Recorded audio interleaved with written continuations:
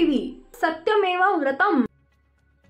इयत्ता पहिलीपासूनच हिंदी भाषेच्या सक्तीविरोधात महाराष्ट्र नवनिर्माण सेनेबरोबरच उद्धव ठाकरेंच्या शिवसेनेनं थेट सरकारला आवाहन देत 5 जुलै रोजी संयुक्त मोर्चाची घोषणा दिली आहे।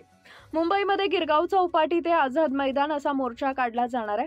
5 तारखेला सकाळी 10 वाजता होणाऱ्या या मोर्चाचं सर्व पक्षांनी सहभागी व्हावं असं आवाहन राज ठाकरेंनी शुक्रवारी घेतलेल्या पत्रकार परिषदेत केलंय। या आव्हानाला राज्यसभेचे खासदार शरद पवार यांच्या राष्ट्रवादी काँग्रेसनं सकारात्मक प्रतिसाद दिला असून ठाकरे बंधूंनी मराठीसाठी एकत्र येत मोर्चा काढण्याच्या निर्णयाला पवारांच्या पक्षानं बिनशर्त पाठिंबा दिलाय, तसे पत्रच पक्षानं जारी केलं आहे। शरद पवारांच्या पक्षाचे प्रदेशाध्यक्ष जयंत पाटील यांनी शुक्रवारी सायंकाळी आपल्या सोशल मीडिया अकाउंटवरून 5 जुलैच्या मोर्चाला पक्षाचं समर्थन असल्याचं पत्र शेअर करत ही माहिती दिली आहे। राज्य सरकार महाराष्ट्रात जी हिंदी सक्ती लागू इच्छित आहे त्या विरोधात दिनांक 5 जुलै 2025 रोजी मुंबईतील गिरगाव चौपाटीवरून मोर्चा आयोजित करण्यात आला आहे। प्रत्येक मराठी माणसानं या मोर्चात सहभागी होण्याचं आवाहन मी करत आहे असं पत्र शेअर करतानाच जयंत पाटील यांनी म्हटलंय।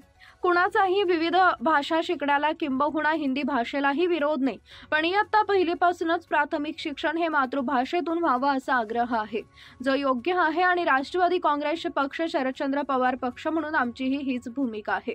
शैक्षणिक धोरणाच्या त्रिभाषा सूत्राआडून मातृभाषेला डावलण्यासाठी प्रयत्न होत असतील तर मराठी माणूस एकदिलानं त्याचा विरोध करणार। महाराष्ट्र हिताचा प्रश्न उभा राहतो तेव्हा महाराष्ट्रासाठी आणि जेव्हा राष्ट्रहिताचा प्रश्न उभा राहतो तेव्हा राष्ट्रासाठी पक्षीय भेदाभेद बाजूला सारून उभं राहणं हेच राष्ट्रवादी काँग्रेस पक्ष शरद पवार पक्षाचं स्पष्ट धोरण आहे असंही जयंत पाटील यांनी स्पष्ट केलंय। दरम्यान दुसरीकडे शरद पवारांच्या पदाधिकाऱ्यांनी राज आणि उद्धव यांच्यासोबत पक्षाचे प्रमुख नेते शरद पवारांचा फोटो असलेला बॅनर झळकवत 5 जुलैच्या मोर्चात सहभागी होण्याचं आवाहन केलंय।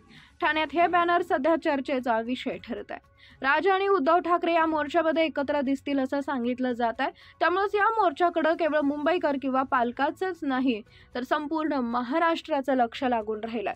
सोमवारपासून सुरू होणाऱ्या पावसाळी अधिवेशनामध्येही हिंदी सक्तीचा विषय गाजण्याची दाट शक्यता व्यक्त केली जाते।